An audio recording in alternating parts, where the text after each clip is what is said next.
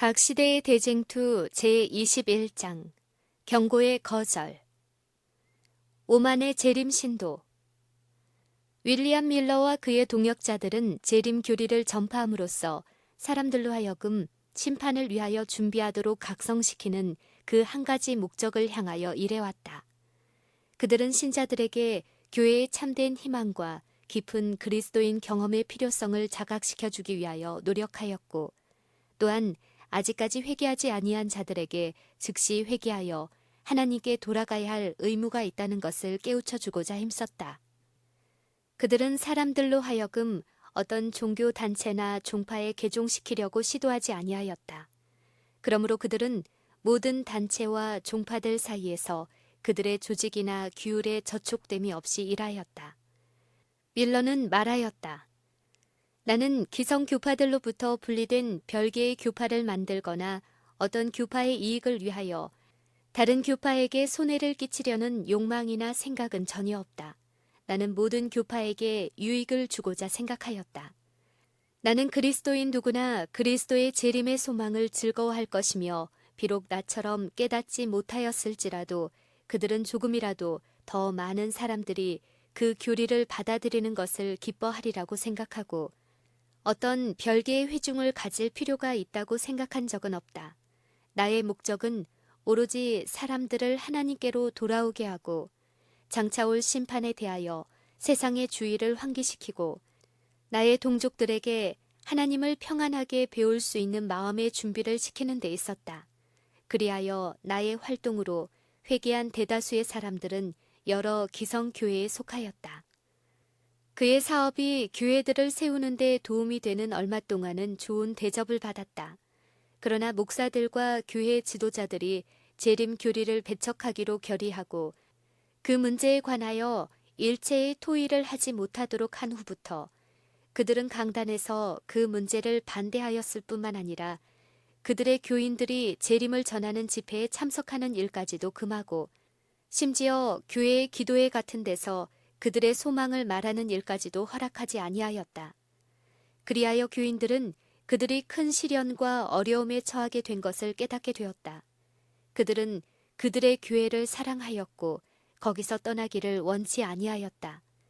그러나 하나님의 말씀의 증거가 압박을 당하고 예언을 연구하는 그들의 권리가 박탈당한 것을 깨닫게 되자 그들은 그 사람들의 말에 복종할 것이 아니라 하나님께 충성하여야 할 것을 느꼈다. 그들은 하나님의 말씀의 증거를 막으려는 자들을 진리의 기둥과 터가 되는 그리스도의 교회를 구성하는 자들이라고 볼 수 없었다. 그리하여 그들은 본래 속해 있던 교회에서 떠나는 일을 정당하다고 생각하였다. 1844년 여름에 5만 명의 교인들이 여러 교회에서 나왔다. 이 무렵에 전 미국 안에 있는 대다수의 교회들에서 하나의 뚜렷한 변화가 생겼다. 이미 여러 해에 걸쳐 세속적 습관과 행동을 따르는 자들의 수가 점진적이면서도 꾸준하게 증가되는 한편 참된 영적 생활을 하는 사람의 수는 감소되어 가고 있었다. 그 해에 와서 그 나라의 거의 모든 교회에서 갑자기 뚜렷한 타락상이 나타났다. 그 원인이 무엇인지 밝힐 수 있는 사람은 아무도 없었으나 그 사실 자체만은 일반적으로 주목의 대상이 되어 강단과 인쇄물을 통하여 널리 논의되었다.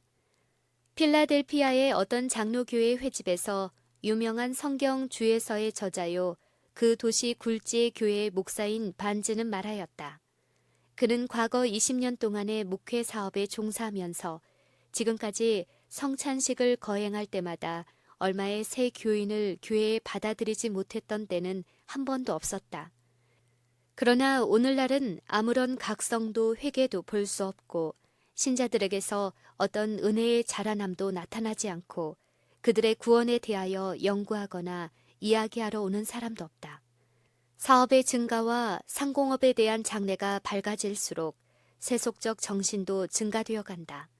이와 같은 경향은 각 교파에 있어서 동일하다.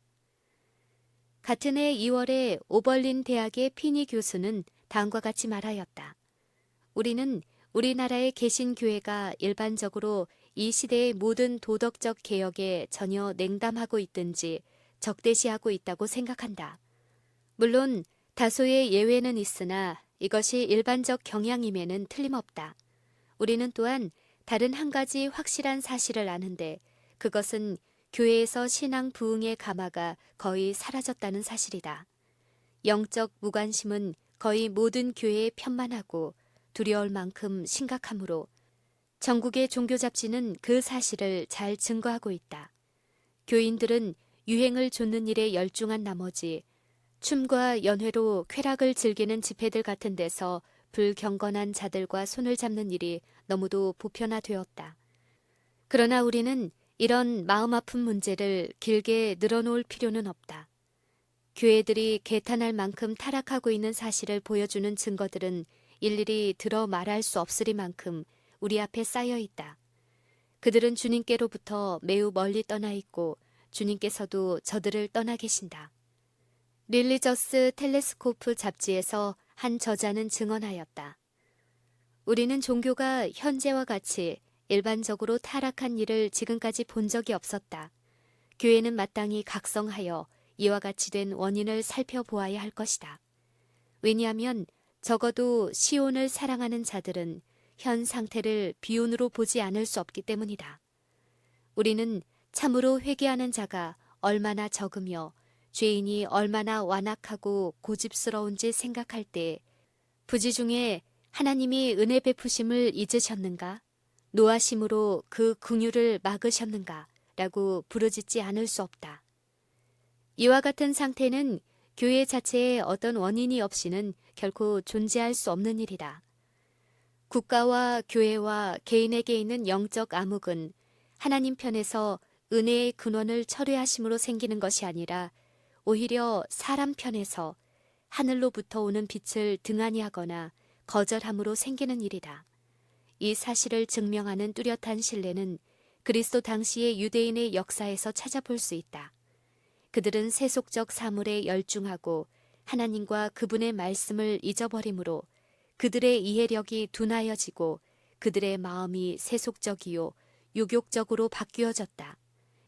그리하여 그들은 메시아의 출임에 대하여 무지하여지고 교만과 불신으로 구주를 거절하였다.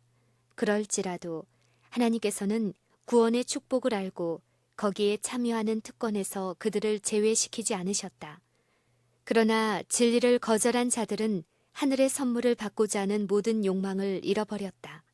그들은 흑암으로 광명을 삼으며 광명으로 흑암을 삼기를 그들에게 있는 광명이 흑암으로 변하여질 때까지 하였으니 그 흑암의 상태가 얼마나 심하였을까. 재림 신도의 사랑과 연합. 사람이 종교의 생명인 경건한 정신은 없이 종교의 외적 형태만 갖는 것은 사단의 계책에 부합된다. 복음을 거절한 후에도 유대인들은 예적부터 내려오는 의식들을 계속적으로 고수하기 위하여 열심을 다하였고 그들의 민족적 특성을 엄격히 보존하여 왔다.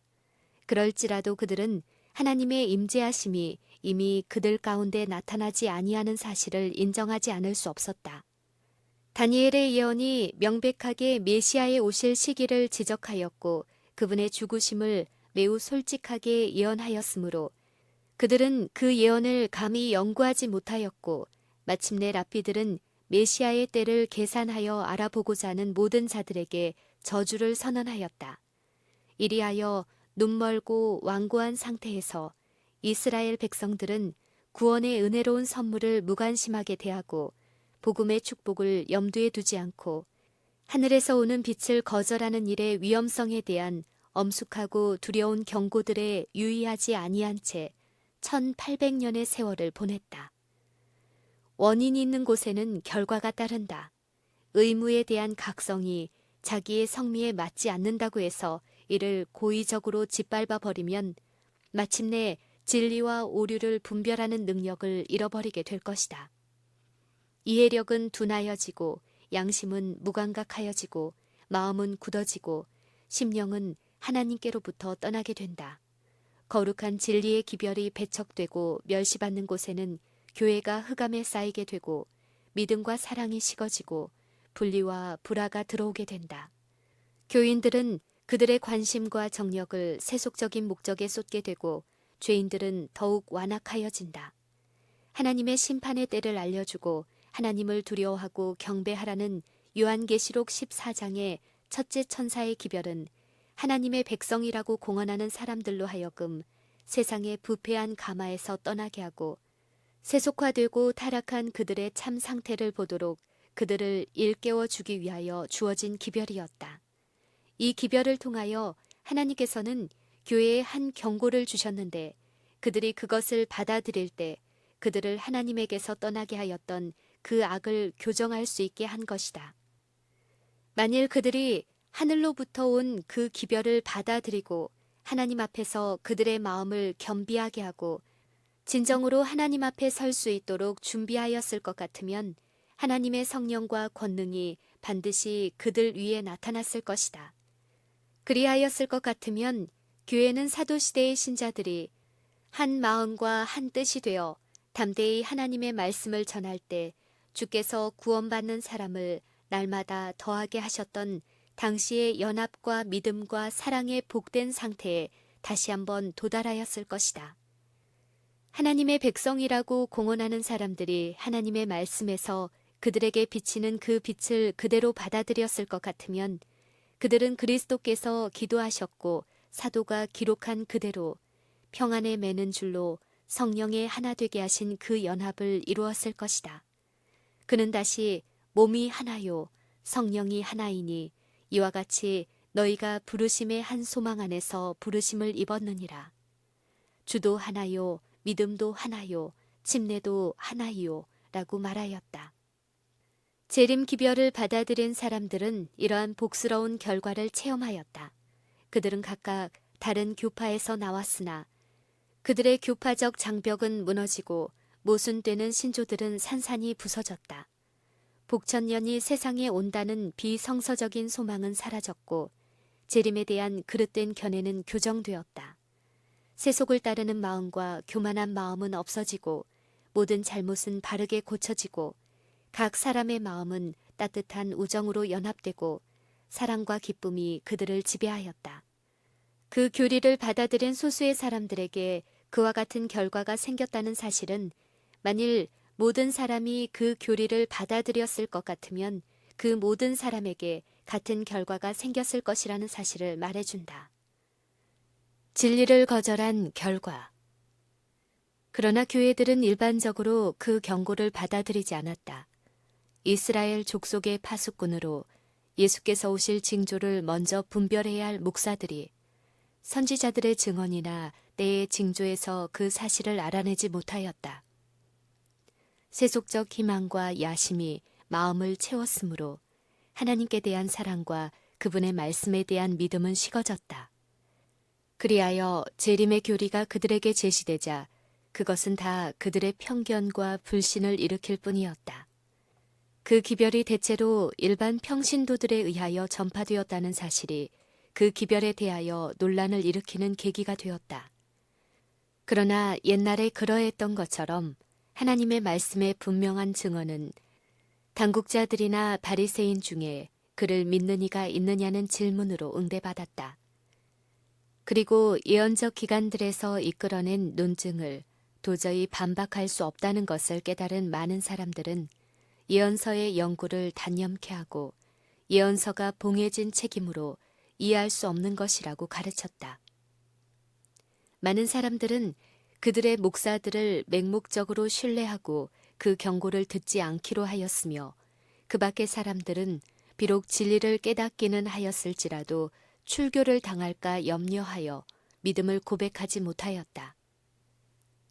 교회를 시험하고 정결케 하기 위하여 하나님께서 보내신 기별은 참으로 많은 사람들이 그리스도보다 세상을 더 사랑하고 있다는 것을 너무도 분명히 드러내 주었다.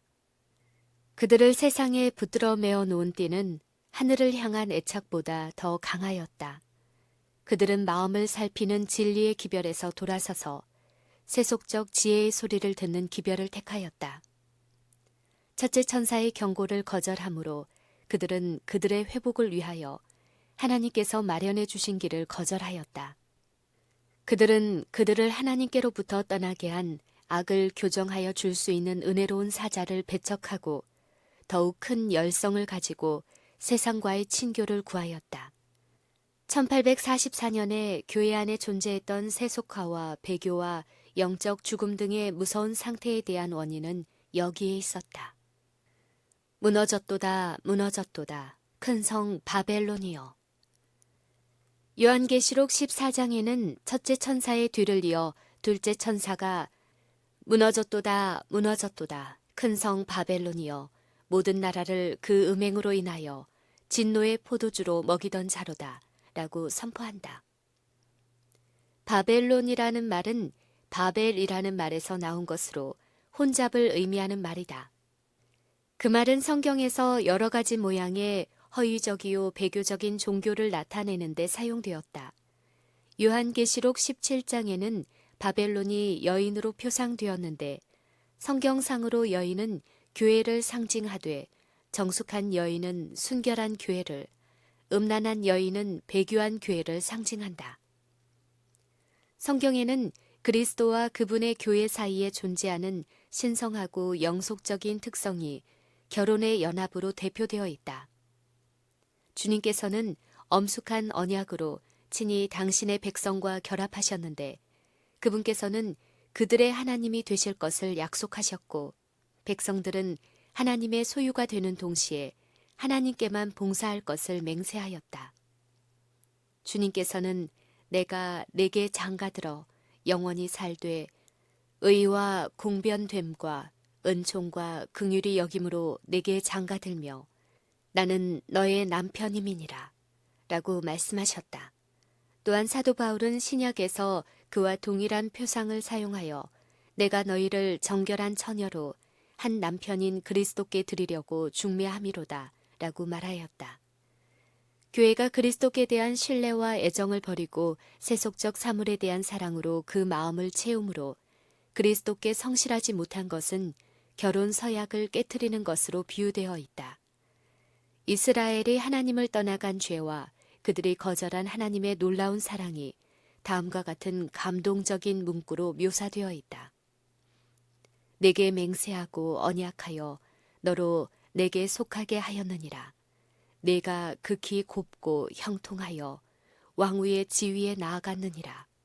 내 화려함을 인하여 내 명성이 이방인 중에 퍼졌음은 내가 내게 입힌 영화로 내 화려함이 온전함이니라. 그러나 내가 내 화려함을 믿고 내 명성을 인하여 행음하되 그 지압이 대신에 외인과 사통하였도다. 이스라엘 족속아 마치 아내가 그 남편을 속이고 떠난 같이 너희가 정령이 나를 속였느니라. 신약 성경에도 그와 유사한 말로 하나님의 은혜보다 세상과 짝하려는 이름만의 그리스도인에 대하여 언급하고 있다. 사도 야고보는 가늠하는 여자들이여 세상과 벗된 것이 하나님의 원수임을 알지 못하느뇨. 그런즉 누구든지 세상과 벗이 되고자 하는 자는 스스로 하나님과 원수되게 하는 것이니라 라고 말한다. 붉은빛 옷을 입은 여자. 요한계시록 17장의 여자, 즉 바벨론은 다음과 같이 묘사되어 있다.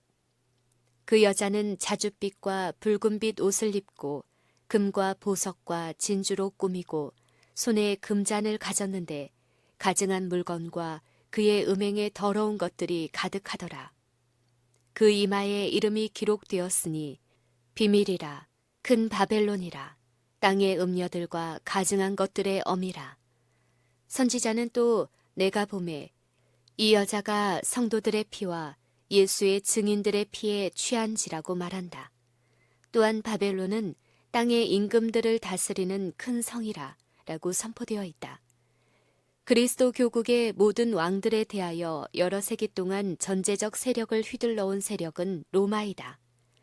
그 자줏빛과 붉은 빛이며 금과 보석과 진주는 거만한 로마 법왕에 의하여 취해진 존귀와 일반 임금들보다 뛰어난 위세를 여실히 묘사해준다.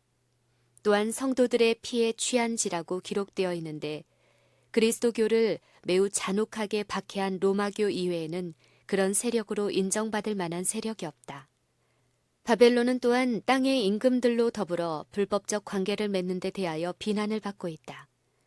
일찍이 유대교는 주님을 떠나 이교도로 더불어 동맹을 맺음으로 음녀가 되었는데 로마교도 그와 마찬가지로 세속적 권력의 지지를 받기 위하여 스스로 타락함으로 그와 동일한 죄의 선고를 받게 된 것이다.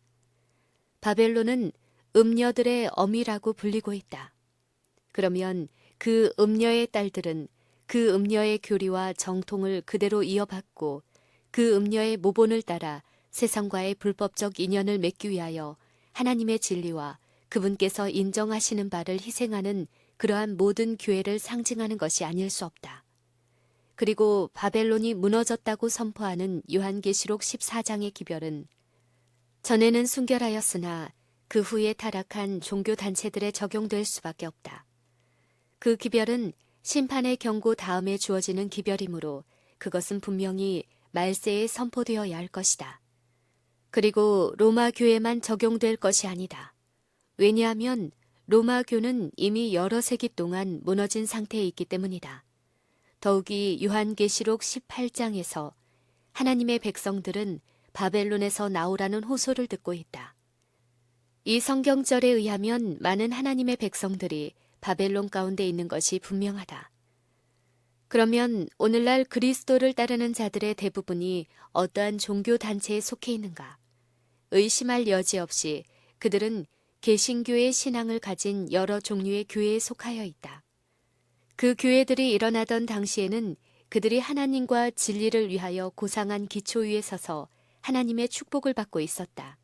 그러므로 믿지 않는 세상 사람들까지도 복음의 원칙을 받아들임으로 얻는 은혜로운 결과에 대하여 시인하지 않을 수 없었다. 선지자는 이스라엘에 대하여 내 화려함을 인하여 내 명성이 이방인 중에 퍼졌음은 내가 내게 입힌 영화로 내 화려함이 온전함이니라. 나 주 여호와의 말이니라. 라고 말하였다. 그러나 그들은 이스라엘을 저주와 멸망으로 인도한 그 욕망, 곧 불경건한 자들의 습관을 본받고 그들과 사귀고자 한 그 욕망 때문에 무너졌다. 그것에 대하여 그러나 내가 내 화려함을 믿고 내 명성을 인하여 행음하되 라고 기록되어 있다. 개신교의 각 교파의 부패. 많은 개신교회들은 로마교가 땅의 임금들과 불의의 관계를 맺은 그 본을 따르고 있는데 국교들은 나라의 정부와 손을 마주잡고 그 밖에 다른 교파들은 세상의 총애를 받고자 애쓰고 있다. 그리하여 바벨론, 곧 혼잡이라는 말은 그런 모든 단체들, 다시 말하면 그들의 교리가 성경에서 나왔다고 하면서도 오히려 말할 수 없이 많은 수요의 교파로 나뉘고 각각 서로 용납할 수 없는 신조와 이론을 가진 그 여러 단체들에게 적용되기에 꼭 알맞다. 소위 로마교에서 분리되어 나왔다는 교회들이 오히려 세상으로 더불어 죄악적인 결합을 계속할 뿐 아니라 그들 스스로가 로마교의 다른 특성들을 나타내고 있다. 로마교의 한 저서는 만일 로마교가 성도들과의 관계에 있어서 우상 숭배의 죄를 범하였다고 할 것 같으면 10개의 교회를 마리아에게 바치고 1개의 교회를 그리스도께 바친 로마교의 딸, 영국 교회도 똑같은 죄를 범하고 있다 라고 주장한다. 또한 홉킨스 박사는 천년기에 대한 논문에서 다음과 같이 말한다. 로마교만 적 그리스도의 정신과 행동을 가지고 있다고 규정할 이유는 조금도 없다. 개신교도들도 적 그리스도적 요소를 그들 자체 안에 가지고 있으므로 그들이 부패와 죄악에서 완전히 벗어났다고 볼 수 없다. 장로교가 로마교에서 분리된 데 대하여 거드리 박사는 다음과 같이 기록하였다. 300년 전에 우리 교회는 펼쳐진 성경을 군기로 삼고 성경을 탐구하라는 표어를 내걸고 로마교회 문에서부터 행군하여 나왔다. 그 다음에 그는 그러나 그들이 바벨론에서부터 완전히 나왔는가 하는 의미심장한 질문을 하였다. 스펄전은 말하였다. 영국 교회는 철두철미하게 형식주의에 빠져들어간 듯이 보인다. 그러나 비국교파도 그에 못지않게 철학적 불신앙 투성이인 것 같이 보인다. 우리가 좋게 생각했던 그들이 계속하여 하나씩 하나씩 신앙의 기초에서 떠나가고 있다.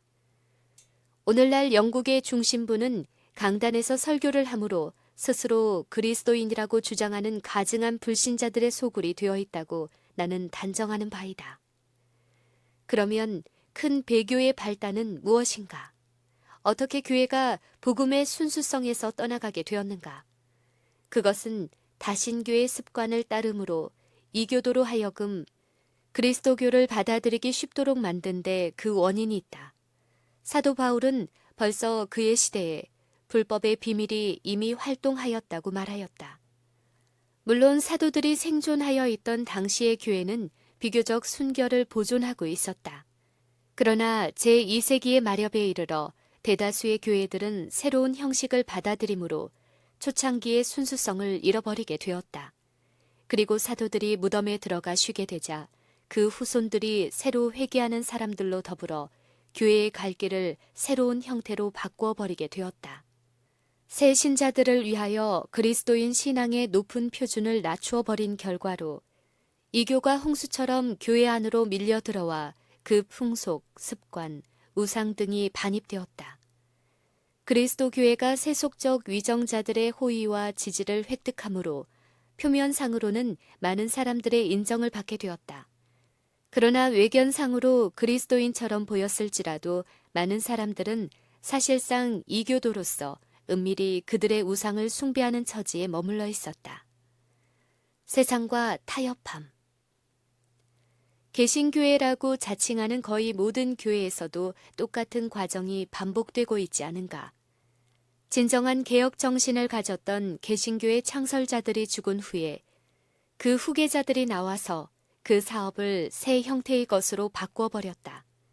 그들은 선조들의 신조들을 고집하면서도 실상은 개혁자들이 깨달은 진리에서 조금도 진보하지 아니하고 오히려 그 선조들이 남긴 겸손, 극기, 세상을 포기하는 일에 대한 모본에서는 멀리 떠나 있다. 그리하여 초기의 순수성을 잃어버리고 세속적인 홍수가 범람하여 그 습관, 행동, 우상이 교회 안으로 들어오게 되었다. 하나님의 원수가 되는 세상과 교제하는 정신이 오늘날 얼마나 놀라울 정도로 그리스도를 따르는 자들로 자칭하는 사람들의 마음을 채우고 있는가. 그리스도 교국의 일반 백성들이 겸손, 극기, 단순, 경건 등에 대한 성경상 표준에서 얼마나 멀리 떠나가 있는가. 존 웨슬리는 돈을 올바르게 사용할 것에 대하여 다음과 같이 말하였다. 지나치게 값이 비싼 의복이나 쓸데없는 장신구 등으로 단순히 눈의 욕망을 만족시키기 위하여 매우 귀중한 달란트의 어떤 부분이라도 낭비하지 말라. 자기의 주택들을 치장하기 위하여 지나치게 값이 비싼 가구를 사들이거나 국가의 서화를 걸거나 도구마는 일 등의 금전의 일부를 낭비하지 말라. 사람의 자부심을 만족시키거나 사람들의 찬탄을 얻기 위해서는 한 푼도 쓰지 말 것이다. 그대가 자신을 위하여 좋은 일을 할 때 사람들은 좋은 사람으로 말할 것이다. 홍포와 고운 베옷을 입고 날마다 호화로운 생활을 하는 동안 많은 사람들은 그대의 취미가 고상하고 그대의 행위가 관대하고 친절하다고 칭찬할 것이 분명하다. 그러나 그런 값비싼 칭찬을 돈으로 살 것이 아니다. 오히려 하나님께로부터 오는 영광으로 만족할 것이다. 그러나 오늘날 많은 교회들은 이런 종류의 교훈을 무시하고 있다.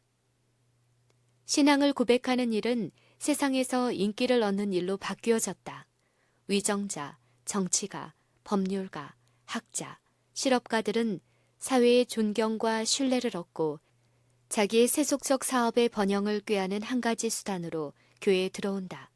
그리하여 그들은 그리스도교를 믿는다는 신앙을 고백함으로 그들의 부정한 거래들을 가려버리고자 노력한다. 소위 세례를 받은 속인들의 부력과 세력의 후원을 받는 여러 종교단체들은 인기와 후원을 더 많이 얻고자 노력한다. 가장 사치한 방법으로 꾸며진 훌륭한 교회들이 번화한 큰 길거리에 세워진다. 예배자들은 비싸고 유행에 맞는 옷을 입고 모여든다. 사람들을 잘 다루고 이끄는 재간 있는 목사에게는 높은 액수의 봉급이 지불된다. 그의 설교는 보편화된 죄를 지적하는 것이 아니라 유행을 따르는 사람들의 귀를 즐겁게 하는 것이어야 한다.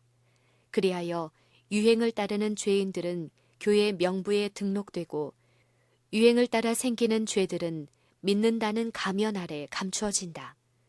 세상을 향하여 그리스도인이라고 자칭하는 자들의 현실적인 태도에 대하여 한 유력한 잡지는 교회가 알지 못하는 사이에 시대의 정신을 따르게 되고 그 예배의 형식도 시대의 요구에 순응하게 되었다고 논평하고 있다. 또한 교회는 종교를 매력 있게 만드는 것이면 무엇이든지 이제는 그 방편으로 사용하고 있다고 말한다. 뉴욕의 인디펜던트지의 한 기자는 감리교회에 대하여 아래와 같이 말하였다. 경건한 자와 불경건한 자를 나누는 경계선은 마치 그림자 속에 들어간 것처럼 애매하며 양편의 열성자들은 각각 자기들의 행위와 향락의 상태에 존재하는 온갖 차이점을 없애려고 노력하고 있다. 종교의 일반화는 종교적 의무는 이행하지 아니하고 그 이익만 추구하는 자들의 수요를 더욱 증가시켰다. 교회의 흥행화. 하워드 크로비스는 이렇게 말하였다. 오늘날 그리스도 교회가 교회의 주인 되시는 그리스도의 계획을 거의 성취하지 못하고 있는 사실을 우리가 발견하는 바, 이것은 깊이 우려해야 할 문제이다. 마치 옛적 유대인들이 우상 숭배자들과 교제함으로 마음이 하나님에게서 떠났던 것처럼 오늘날의 예수님의 교회는 믿지 않는 세상과 거짓된 교제를 함으로 하나님께서 주신 참된 생활 방법을 버리고 그리스도가 없는 사회에 그럴듯하게 보이면서도 해로운 습관을 따르고 하나님의 계시와는 관계가 없을 뿐 아니라 은혜 가운데 자라나는 일과는 전혀 반대되는 논증을 사용하고 그런 결론에 도달하고 있다. 세속적인 것과 향락 추구의 풍조 속에서 그리스도를 위한 극기와 자아 희생은 거의 완전히 상실되고 있다. 오늘날 우리들의 교회에서 활동하고 있는 남녀들 중 더러는 어린 시절에 그리스도를 위하여 어떤 사업을 하기 위해 희생하여야 할 것을 배운 사람들이다. 그러나 오늘날에는 자금이 필요하게 되면 아무도 바치고자 하지 않는다. 그 대신 그들은 자선시, 연극, 모의 재판, 골동품 감상회, 무슨 시식회 등과 같이 사람들을 기쁘게 하는 회집을 열게 된다. 위스콘시 주의 워시번 지사는 1873년 1월 9일 그의 연두 교서에서 다음과 같이 언명하였다. 노름꾼을 만드는 학교는 폐쇄해야 한다는 어떤 법률이 필요한 것 같다. 이런 일은 도처에 있다. 교회에서도 모르는 중에 하는 일이겠지만 때로는 마귀의 일을 하고 있다. 소위 자선음악회, 자선흥행, 추첨하는 것들이 종교 혹은 자선사업을 목적으로 개최되는 수도 있다. 그러나 복권이라든지 현상 추천 같은 것들이 쓸데없는 목적을 위하여 행하여진다. 그것들은 아무 유익도 없고 다만 돈을 벌려는 계책에 불과하다. 일하지 아니하고 돈이나 재산을 얻는 것처럼 특히 청년들을 타락시키고 마비시키는 것은 없다. 존경받을 만한 사람들이 그런 투기적인 사업에 빠져들면서 돈을 좋은 목적에 사용한다는 구실로 그들의 양심을 스스로 달래고 있는 것을 볼 때 미국의 청년들이 너무도 흔히 도박성을 자극하는 습관에 빠져들어가는 것이 이상한 일이 아니다. 세상과 타협하는 정신이 온 그리스도 교계를 통하여 교회들 안으로 침입하고 있다. 로버트 애트킨즈 씨는 런던에서 한 그의 설교에서 영국의 편만한 영적 쇠퇴의 어두운 면을 다음과 같이 말하였다. 참된 공의는 세상에서 사라졌고 이를 마음에 간직한 사람은 찾아볼 수 없다. 오늘날 각 교회의 신자라고 자칭하는 자들은 세상을 사랑하고 세상과 타협하고 육신의 편안을 구하고 다른 사람들에게 존경받기를 갈망한다. 그들은 그리스도의 고난에 동참하기 위하여 부름을 받았지만은 비난을 받는 일에는 꽁무니를 빼고 있다. 배교가 각 교회의 바로 정면에 새겨져 있다. 그러나 그들이 그것을 알고 느낀다면 그들에게는 희망이 있을 것이다. 그러나 슬프게도 그들에게는 희망이 없다. 그들은 우리는 부자라, 부유하여 부족한 것이 없다고 외친다. 바벨론에서 나오라. 바벨론에게 선고된 큰 죄는 그가 모든 나라를 그 음행으로 인하여 진노의 포도주로 먹인 죄이다. 그가 세상에 주어 취하게 한 포도주는 그가 세상에 세력 있는 자들과 맺은 불법적인 관계로 얻은 거짓 교리들을 의미한다. 그는 세상과 짝함으로 그의 믿음은 타락되고 그 다음에는 성경의 가장 명백한 말씀에 반대되는 교리를 가르침으로 세상에 부패한 가마를 미치고 있다. 로마교는 사람들에게서 성경을 거두어 버리고 그 대신 그 교회의 교리를 받아들이도록 전 인류에게 요구하였다. 사람들을 하나님의 말씀으로 돌아오게 하는 일이 종교개혁의 사업이었다. 그러나 오늘날의 모든 교회는 성경보다 교회의 신조와 교리의 신앙을 두도록 사람들을 가르치고 있는 것은 너무도 명백한 사실이 아닌가. 찰즈 비처 씨는 개신교회에 대하여 아래와 같이 말하였다. 마치 교부들이 그들이 장려해온 성도 숭배와 신조에 대하여 공격을 받을 때 싫어했던 것처럼 오늘날 개신교도들은 그들이 받들고 있는 신조에 대하여 무례한 말을 하는 것을 싫어한다. 개신교의 모든 복음 교파들은 자기 교단과 남의 교단을 물론하고 피차에 손을 붙들어 메어놓고 성경 이외의 어떤 다른 책을 받아들이지 않으면 아무도 또 어디서나 전도자가 될 수 없다고 하고 있다. 오늘날 신경의 능력이 비록 교활한 방법이기는 하지만은 일찍이 로마가 한 것과 똑같이 성경을 방해하기 시작하고 있다는 말 가운데 결코 상상적인 것이 없다. 충실한 교사들이 하나님의 말씀을 설명하면 그 명백한 교리를 이단이라고 비난하므로 진리를 탐구하고자 하는 사람들을 돌아서게 하면서도 성경을 아노라고 스스로 주장하는 목사들과 학자들이 일어나고 있다. 만일 바벨론의 술로 취하게 하는 절망적인 일이 세상에 없었을 것 같으면 명백하고 예리한 하나님의 말씀의 진리로 말미암아 죄를 깨닫고 회개하는 사람들이 무수히 많았을 것이다. 그러나 종교적 신조에 여러 가지 혼란과 상호 간의 모순이 있었으므로 사람들은 어떤 것을 진리로 믿어야 할지 모르게 되었다. 세상 사람이 회개하지 않는 죄는 교회가 책임을 져야 한다. 요한계시록 14장의 둘째 천사의 기별은 1844년 여름에 처음으로 전파되었다. 그런데 그 기별은 그 심판의 경고가 제일 널리 전파되고 제일 보편적으로 거절당하고 또한 교회가 가장 급속도로 타락하게 된 북미 합중국의 교회들에게 가장 직접적으로 적용되었다. 그러나 둘째 천사의 기별은 1844년에 완전히 성취되지 못하였다. 당시의 교회들이 재림 기별의 빛을 거절한 결과로 도덕적 타락을 경험하였으나 그 타락은 극도에 달한 것이 아니었다. 그들은 그 시대의 특수한 진리를 거절함으로 더욱더 깊이 타락하게 되었다. 그러나 무너졌도다 큰 성 바벨론이여 모든 나라를 그 음행으로 인하여 진노의 포도주로 먹이던 자로다 라고 하리만큼 되지는 않았다. 그는 아직은 모든 나라를 그렇게 만들지는 않았다.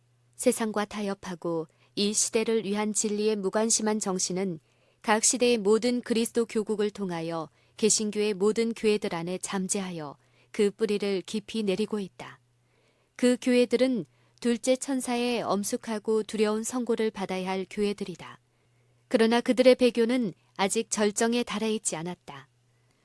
성경은 그리스도의 재림 전에 사단이 모든 거짓 권능과 징조와 이적과 불의한 모든 속임으로 활동할 것인데 진리를 사랑하는 마음을 받지 아니하여 구원함을 얻지 못할 자들은 미혹하는 마음이 발동하여 거짓 것을 믿게 될 것이라고 말한다. 그러한 상태가 이루어지고 모든 그리스도 교국의 각 교회들이 세상과 완전히 연합할 때 바벨론의 타락은 절정에 이를 것이다. 이러한 변화는 현재 진행 중에 있으며 요한계시록 14장 8절의 완전한 성취는 아직 장래에 속한 일이다. 바벨론을 구성하고 있는 교회들 내에 존재하는 영적 암흑과 하나님께로부터의 분리에도 불구하고 그들의 단체 안에는 참된 그리스도인의 큰 무리가 여전히 남아있다. 그들 중에는 이 시대를 위한 특별한 기별을 아직 깨닫지 못한 사람들이 많이 있다. 또한 많은 사람은 그들의 현 상태에 만족하지 아니하고 더욱 밝은 빛을 갈망하고 있다. 그들은 자기들이 속해 있는 교회들 가운데서 그리스도의 형상을 찾고자 헛된 노력을 하고 있다. 그 단체들이 진리에서 점점 멀리 떠나가게 되고 동시에 세상과 더욱 밀접히 결합됨에 따라 두 계급의 차이는 더욱 커져서 마침내 완전히 분리되고 말 것이다. 그리하여 하나님을 가장 사랑하는 사람들은 쾌락을 사랑하기를 하나님 사랑하는 것보다 더하며 경건의 모양은 있으나 경건의 능력은 부인하는 자들과 더 이상 관련을 맺을 수 없게 될 때가 올 것이다. 요한계시록 18장은 계시록 14장 6절로 12절의 삼중 경고를 거절한 결과로 교회가 둘째 천사가 예언한 상태에 빠졌을 때 아직도 바벨론 가운데 남아있는 하나님의 백성을 향하여 그 가운데서 나오라는 초청이 주어질 시기를 지적하고 있다. 그 기별은 이 세상에 전해질 최후의 기별이며 그것으로서 그 사업이 마쳐질 것이다. 진리를 믿지 않고 불의를 좋아하는 모든 자들이 속임을 받아 거짓을 믿도록 방임되어 있을 때 진리의 빛은 그것을 받고자 마음을 열고 있는 사람들을 비추어 줄 것이며 바벨론 가운데 있는 하나님의 모든 자녀들은 내 백성아 거기서 나오라는 호소에 유의하게 될 것이다.